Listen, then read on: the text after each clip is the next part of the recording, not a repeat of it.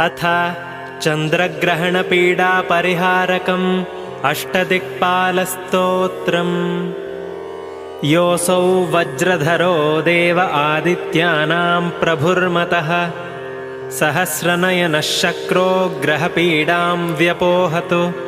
मुखं यः सर्वदेवानां सप्तार्चिरमितद्युतिः चन्द्रोपरागसम्भूतामग्निः पीडां व्यपोहतु।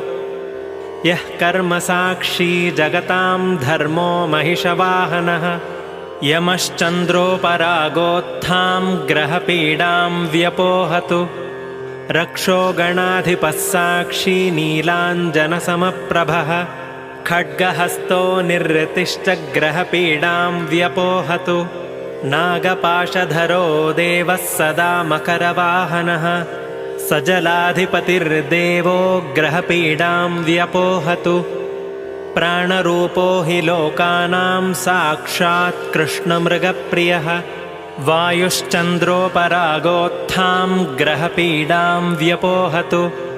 योऽसौ निधिपतिर्देवः खड्गशूलगदाधरः चन्द्रोपरागकलुषं धनदो मे व्यपोहतु। योऽसाविन्दुधरो देवः पिनाकी वृषवाहनः चन्द्रोपरागपापानि सनाशयतु शङ्करः।